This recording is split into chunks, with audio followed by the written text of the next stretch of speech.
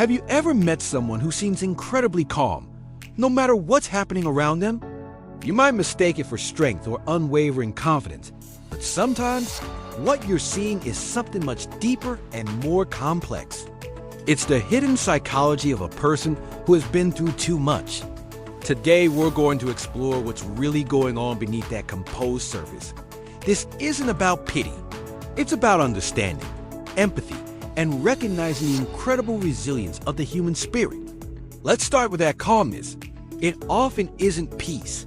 It's numbness. When a person endures repeated stress, trauma, or emotional pain, the mind can develop a protective mechanism. It's like a circuit breaker that trips to prevent the system from being completely overloaded. This emotional numbness doesn't mean they don't feel. In fact, it's quite the opposite. They feel so much that their system has to dial it all down just to function. So, when they face a new crisis with a level gaze, it's not because they're unaffected. It is because their emotional capacity has already been pushed to its limit so many times that their default response is to go into a low-power mode. They've weathered storms so fierce that a little rain just doesn't register in the same way anymore. This brings us to the idea of their strength. From the outside, it looks like they have it all together. They're the rock, the one everyone leans on. But that strength is often not born from confidence. It's a byproduct of survival. Think of it as a muscle that has been forced to lift heavy weights day in and day out. It becomes incredibly strong, but it's also perpetually tired and strained. They didn't choose to be this strong. Life didn't give them a choice. Their resilience is a testament to what they've overcome, but it comes at a cost. It's a constant, subconscious effort to just keep going, to hold everything together, even when they feel like they're falling apart inside. This isn't the kind of strength that feels empowering. It's the kind that feels heavy. Now, let's talk about what's happening inside their mind. While they might appear calm on the outside, their mind is often a whirlwind of activity. It's constantly on high alert, a state known as hypervigilance. This is another survival mechanism. Their brain has been trained by past experiences to constantly scan the environment for potential threats, both real and perceived. This leads to relentless overthinking. A simple comment can be analyzed from every possible angle. A minor change in someone's tone can trigger a cascade of anxious thoughts. They replay conversations, second-guess decisions, and worry about future scenarios that may never happen. It's mentally exhausting.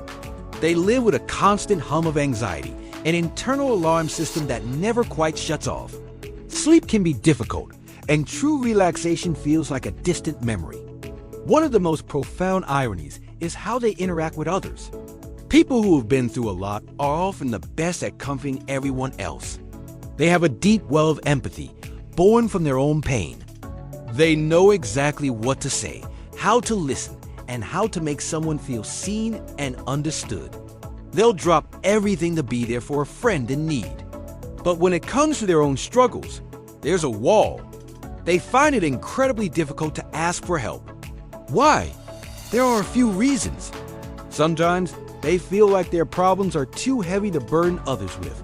Other times, they've learned from past experiences that reaching out only leads to disappointment or misunderstanding. And often, they simply don't know how.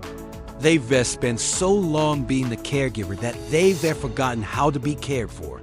They become so self-reliant that vulnerability feels dangerous. This deep empathy, while a beautiful quality, can also lead to silent emotional exhaustion. They are emotional sponges, absorbing the feelings of those around them. Because they understand pain so intimately, they feel it deeply when others are hurting. This can be an incredible gift, making them compassionate friends, partners, and parents. But without proper boundaries, it can completely drain their own limited emotional energy. They carry not only their own invisible burdens, but also the weight of the world on their shoulders. They give and give and give until there's nothing left for themselves. This exhaustion isn't something they talk about. It's a silent, private battle, fought behind a smile and a reassuring word. They recharge in solitude, not because they're antisocial, but because it's the only way to process the overwhelming emotional input they receive every day. Another key aspect is their maturity. You might notice they seem wise beyond their years. This maturity was often forced, not gently developed over time. They had to grow up too fast? They learned life's harshest lessons at an age when they should have been carefree. This could be due to family responsibilities, early loss, or any situation that thrust them into an adult role prematurely. As a result, they may feel disconnected from their peers. While others were worried about trivial matters, they were dealing with survival. This can create a sense of loneliness, of being an old soul in a world that doesn't quite understand their journey. Their perspective on life is shaped by a gravity that others may not comprehend. They appreciate the simple things more deeply, but they also carry a quiet sadness for the childhood they never had. So, let's put it all together. What you have is a person who feels everything with incredible intensity, yet appears composed and unshakable on the surface. They are a paradox of fragility and strength. Inside, there's a storm of overthinking, anxiety, and deep emotion. Outside, there's a calm sea. They are masters of containing their inner world. They've well learned that showing their true feelings can be too much for others or can be used against them, so they compartmentalize. They can be laughing with you one moment and privately processing a deep-seated fear the next. It's a constant draining performance of being okay. It's not about being fake or dishonest. It's about protecting themselves and often protecting the people around them from the intensity of what they carry. It's crucial to understand that these are not character flaws. They are not broken. These are survival adaptations. Every single one of these traits, the numbness, the hypervigilance, the difficulty asking for help, is a brilliant unconscious strategy the mind developed to endure the unendurable. These are the scars of battles they fought and won, just by surviving. When you see someone who fits this description, resist the urge to tell them to just relax or stop overthinking. Instead, offer them a safe space. Be a consistent and reliable presence. Listen without judgment. Don't try to fix them. They don't need fixing. They need understanding. They need to know that they can put down their armor, even just for a little while, and not be attacked. If you recognize yourself in this description, please hear this. You are not broken. You survived.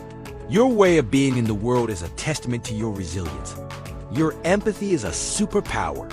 Your strength is awe-inspiring. But you don't have to carry it all alone forever. Learning to let others in, to be vulnerable, and to ask for help is not a sign of weakness. It's the next step in your healing journey. It's okay to be tired. It's okay to need a shoulder to lean on.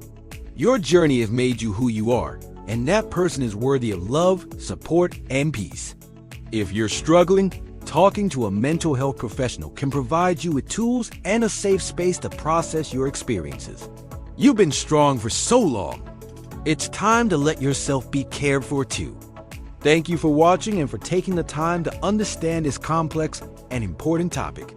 Thanks for tuning in and diving into this important topic. Don't forget to subscribe for more exciting discussions.